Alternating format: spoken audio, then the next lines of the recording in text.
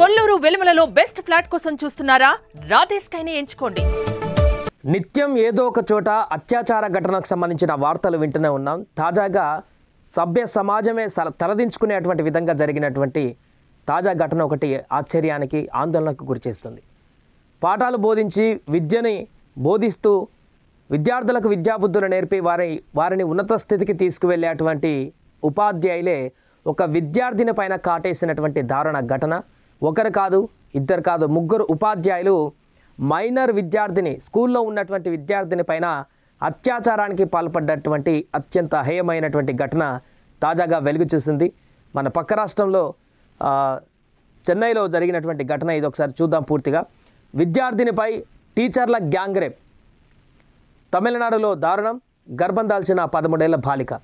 ముగ్గురు కామాంధులపైన POCSO case నమోదైంది. విద్యార్థి సంఘాల ఆందోళనలు, స్టాలిన్ సర్కార్కు మరింత సెగ. చూడండి, వినడానికే ఎంత ఎబ్బెట్టుగా ఉందో ఇది. విద్యార్థిని పైన స్కూల్ టీచర్లే, విద్యను బోధించవలసినటువంటి స్కూల్ టీచర్లే ముగ్గురు అభంశుభం తెలియని ఒక మహిళ పైన, చిన్నారి పైన, బాలిక పైన, మైనర్ పైన ఈ అఘాయిత్యానికి పాల్పడ్డారు. విద్యార్థుల జీవితాలను ఉద్ధరించాల్సిన ఉపాధ్యాయుల కీచకుల్లా మారిపోయారు. ప్రభుత్వ పాఠశాలలో చదువుతున్న 13 ఏళ్ల విద్యార్థిని పైన ముగ్గురు గురువులు సామూహిక అత్యాచారానికి తెగబడ్డారు. ముగ్గురు ఉపాధ్యాయులు. దీంతో అభంశుభం తెలియని ఆ బాలిక గర్భం దాల్చింది. ఈ విషయాన్ని బయటకు చెప్పుకోలేని పరిస్థితిలో తాజాగా ఇది వెలుగులోకి రావడం జరిగింది. బయటికి చెప్పుకోలేని అసహాయతలో ఉన్న బాలిక తల్లి ఆమెను నెల రోజుల పాటు స్కూల్కు సెలవు పెట్టించి అబార్షన్ కోసం ప్రయత్నిస్తున్నటువంటి సమయంలో ఈ దారుణ ఘటన వెలుగు చూసింది. తమిళనాడులోని కృష్ణగిరి జిల్లా పోచంపల్లి గ్రామంలో ఈ యొక్క దారుణ ఘటన జరిగింది.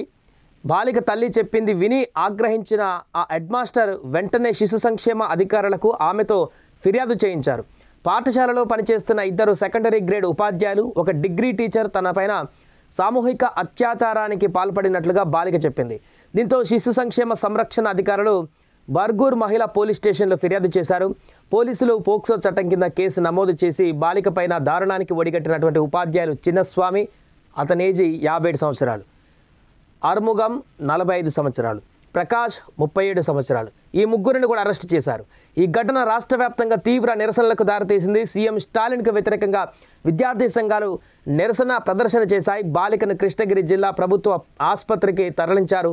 ఈ ఘటనపైన బీజేపీ రాష్ట్ర అధ్యక్షుడు అన్నామలై తీవ్ర విచారం వ్యక్తం చేశారు. తమిళనాట వరుసగా అత్యాచార ఘటనలు స్టాలిన్ సర్కారును ఉక్కిరిబిక్కిరి చేస్తున్నాయి. గత ఏడాది డిసెంబర్ 23న ప్రఖ్యాత అన్నామలై విశ్వవిద్యాలయానికి చెందిన విద్యార్థిని పైన కూడా 2 లైంగిక వేధింపులకు పాల్పడ్డారు. ఈ వ్యవహారం దేశవ్యాప్తంగా సంచలనం రేపింది. వరుసగా ఈ యొక్క అత్యాచార ఘటనలకు సంబంధించి తమిళనాడులో తీవ్ర ఆందోళనలు, ఉద్రిక్త పరిస్థితులు నెలకొంటున్నాయి. వరుసగా జరుగుతున్నటువంటి పరిణామాలు. అన్నిటికంటే దారుణమైనటువంటి ఘటన ఇది. ఇంట్లో నుంచి పిల్లలను తల్లిదండ్రులు ఎంతో ఉన్నత చదువుల కోసం వెళ్ళి వారక్కడ విద్యను అభ్యసించి ఎంతో ఎత్తుకు ఎదుగుతారని చెప్పేసి భావించి, ఒక రకంగా దేవాలయంలా భావించి ఇంట్లో ఉదయాన్నే తల్లిదండ్రులు రెడీ చేసి పిల్లల్ని స్కూల్కి పంపిస్తుంటారు. అక్కడికి వెళ్తే తల్లిదండ్రులు వాళ్ళ ఇంట్లో తర్వాత సేఫెస్ట్ ప్లేస్గా ఎక్కడన్నా ఉంటారు పిల్లలు అనుకుంటే అది స్కూల్లాగానే భావిస్తారు, విద్యాలయాల్లానే భావిస్తారు. అందుకనే ఇంట్లో ఉన్నటువంటి సమయానికంటే ఎక్కువ కూడా పిల్లలు మనం చిన్నతనంలో ఎక్కువగా కూడా స్కూల్లో మనం చూస్తూ ఉంటాం. డే మొత్తం మార్నింగ్ నుంచి ఈవినింగ్ వరకు, నైట్ ఎట్లాగో పడుకుంటారు, కొద్దిసేపు మాత్రమే తల్లిదండ్రులతో ఉంటారు. అలాంటి సేఫెస్ట్ ప్లేస్ అనుకునేటువంటి విద్యాలయాల్లో ఇలాంటి కీచకులు ఒక మైనర్ బాలిక పైన అఘాయిత్యానికి తెగబడడం ఇప్పుడు తల్లిదండ్రులందరినీ కూడా ఒక్కసారిగా దిగ్భ్రాంతికి గురి చేయడం కాదు, భయాందోళనకు గురి చేస్తుంది. ఉపాధ్యాయులు మళ్ళీ పెద్ద ఏజ్ తల్లిదండ్రులు, తాతయ్య ఏజ్ ఉన్నటువంటి వ్యక్తుల అమ్మాయికి ఇలాంటి దారుణానికి ఒడగట్టడం అంటే చాలా చాలా చాలా దీన్ని చాలా సీరియస్గా తీసుకోవాల్సిన అవసరం ప్రభుత్వానికి ఉంది. అక్కడ ఇలాంటి వ్యక్తులు, ఇంకా ఇలాంటి వ్యక్తులను చూసి అలాంటి ఆలోచనలు ఉన్న వక్రబుద్ధి ఉన్నటువంటి ఎవరైనా కొంతమంది ఉన్నా కూడా దేశవ్యాప్తంగా, రాష్ట్ర వ్యాప్తంగా వారికి ఒళ్ళు గగుర్లు పుడిచేటువంటి విధంగా వీళ్ళకి శిక్షలు వేయాలి. అలాంటప్పుడే ఇంకెవరికైనా ఇలాంటి ఆలోచన రావాలనేటువంటి మనసులో ఆలోచన వచ్చినా కూడా వెంటనే అక్కడికక్కడే దాన్ని చంపేసుకునేటువంటి విధంగా భయాందోళన కలిగించాలి. చిన్న పాప, మైనర్ పాప స్కూల్కి వెళ్ళి రోజు చదువుకొని ఇంటికి వెళ్తుంది అనుకున్నటువంటి ఆ పాపకి ఏం తెలియదు. ఇంకా అందుకే ఎవరికి చెప్పుకోవాలో తెలియదు, ఏం చేయాలో తెలియక గర్భం దాల్చే వరకు కూడా ఎవరికి చెప్పుకోలేనటువంటి పరిస్థితి ఈ అఘాయిత్యం పాల్పడుతున్నటువంటి ఈ వ్యక్తుల ఎంతకాలం నుంచి ఈ అఘాయిత్యానికి పాల్పడుతున్నారు ఇంకా ఎంక్వైరీలో బయటపడుతుంది. ఈ ముగ్గురే ఉన్నారా, ఇంకెవరైనా ఉన్నారా, ఎన్ని రోజుల నుంచి ఆ అమ్మాయిని పాపని ఎన్ని రోజుల నుంచి ఈ యొక్క హింసకు గురి చేస్తున్నారు, ఎంతకాలంగా ఆ పాప పైన ఈ అఘాయిత్యానికి పాల్పడుతున్నారు, ఇవన్నీ కూడా బయటకు రావాల్సిన పరిణామం ఉంది.